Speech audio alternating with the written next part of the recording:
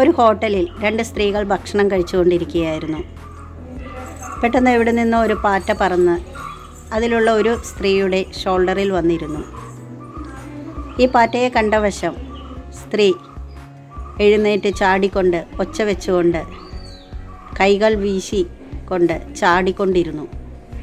അവസാനം ആ പാറ്റ പറന്ന് അടുത്തിരുന്ന ലേഡിയുടെ ഷോൾഡറിൽ പോയിരുന്നു.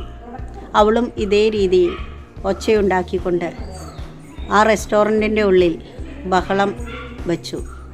ഇത് കണ്ടുകൊണ്ട് നിന്നിരുന്ന വെയിറ്റർ അവിടേക്ക് വന്നു. അദ്ദേഹം ആ പാറ്റയെ തട്ടി. ആ പാറ്റ പറന്ന് വെയിറ്ററുടെ ഷർട്ടിൽ വന്നിരുന്നു. വെയിറ്റർ കുറച്ചു നേരം ആ പാറ്റയുടെ ബിഹേവിയർ നോക്കിക്കൊണ്ടിരുന്നു. അപ്പോൾ പാറ്റ അനങ്ങാതെ അയാളുടെ ഷർട്ടിൽ ഇരിക്കുന്നത് കണ്ട് ആ വെയിറ്റർ പതുക്കെ റെസ്റ്റോറൻറ്റിന് പുറത്ത് പോയി പാറ്റയെ തട്ടിക്കളഞ്ഞു.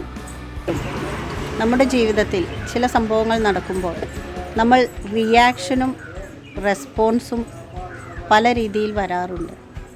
ചിലപ്പോൾ നമ്മൾ റിയാക്റ്റ് ചെയ്യുമ്പോഴാണ് ഒരുപാട് ബഹളങ്ങളും ഒരുപാട് വർത്തമാനങ്ങളും കരച്ചിലും ബഹളവും എല്ലാം വരും. റെസ്പോണ്ട് ചെയ്യുമ്പോൾ അതിനൊരു സൈലൻസ് ഉണ്ട്. പ്രശ്നങ്ങൾ വരുമ്പോൾ നമ്മൾ റെസ്പോണ്ട് ചെയ്യുകയാണ് വേണ്ടത്. റെസ്പോൺസിൽ ഒരുപാട് ബഹളങ്ങളുണ്ടാവില്ല.